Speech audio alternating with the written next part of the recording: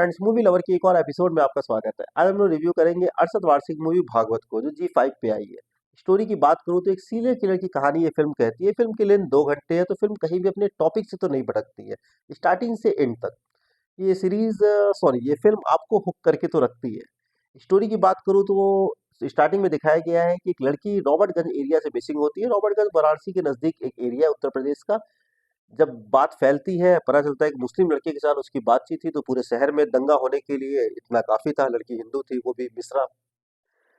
पर जब अरशद वारसी केस की जांच करते हैं तो उन्हें पता चलता है कि एक अननोन पर्सन से लड़की की बातचीत काफी होती थी उसके फोन से। जब उसकी कॉल डिटेल निकाली जाती है तो, और जब उस कॉल डिटेल के बारे में पता लगता है तो एक और लड़की की मिसिंग की बात पता चलती है।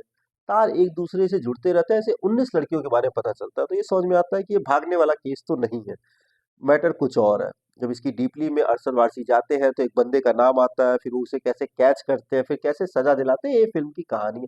ये एक रियल स्टोरी है। पर आप जब मूवी देखोगे और 1 घंटा मूवी बीतेगी, तब आपको सोनाक्षी सिन्हा की एक वेब सीरीज प्राइम वीडियो पे आई थी, दहाड़ नाम से। फ्रेम टू फ्रेम चीजें आपको याद आने लगेंगी। मुझे लगता है कि वो तो काल्पनिक कहानी थी, पर जो मेन टॉपिक था वो इस स्टोरी से, वो वेब सीरीज इंस्पायर्ड थी।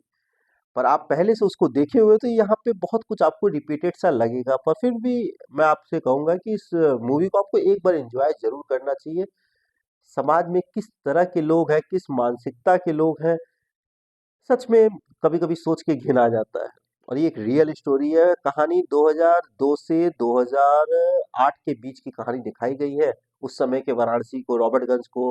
और अगर आप उत्तर प्रदेश से हैं तो सीरीज देखने में और आपको मजा आएगा कि जो लोकेशन है, मिर्जापुर, वाराणसी, रॉबर्टगंज, यहाँ के सीन दिखाए गए हैं, नाम भी आते रहते हैं। हाँ, पर मरवाडी को जिस तरीके से इसमें प्रेजेंट किया गया है, शायद उस समय वो सिचुएशन रही हो, पर आज मरवाडी काफी चेंज हो चुका है वाराणसी का। बाकी ओवरऑल ये मेरे लिए एक वन टाइम वॉच था। अगर मैंने वो वेब सीरीज नहीं देखी होती सोनाक्षी सिन्हा वाली, तो शायद ये वेब सीरीज, ये मूवी मुझे और इंटरटेन करती।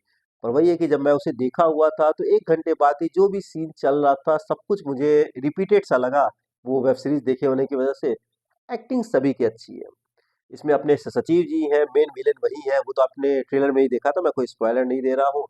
बंदे ने जो एक्टिंग की है भाई साहब, सच में वो आपका दिल जीत लेगा, और 1 घंटे बाद ही आपको उस कैरेक्टर से घिन आने लगेगी। अच्छा, मैं एक यूट्यूबर्स का रिव्यू इसी मूवी का देख रहा था। अब उनके नज़र में, अब उनको ये लगता है कि जो पुलिस है वो सिंघम, सूर्यवंशी या फिर चुलबुल पांडे जैसी होती है। भाई साहब, जो रियल लाइफ में आप आइए, मूवी मूवी की तरह एंजॉय करिए। अगर रियल लाइफ में आप देखेंगे तो पुलिस जैसे इसमें अरशद वारसी का कैरेक्टर काम करता है, रियल लाइफ में पुलिस वैसे ही काम करती है। तो काफी रियलिस्टिक रखने की कोशिश की है, जो अच्छी बात है। तो जो चीज अच्छी है उसकी तो कम से कम कमी नहीं निकालनी चाहिए। तो मैं उनका सुना तो मुझे हंसी भी आ रही थी।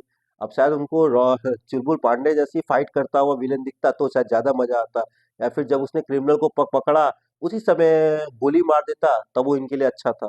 कानूनी ढंग से सजा दिलाया तो इनको एंटरटेन नहीं किया। तो मुझे दोनों ही एक्टर की एक्टिंग बहुत अच्छा लगी, चाहे वो अरशद वारसी पुलिस के रोल में थे और नेगेटिव रोल में अपने सचिव जी हैं।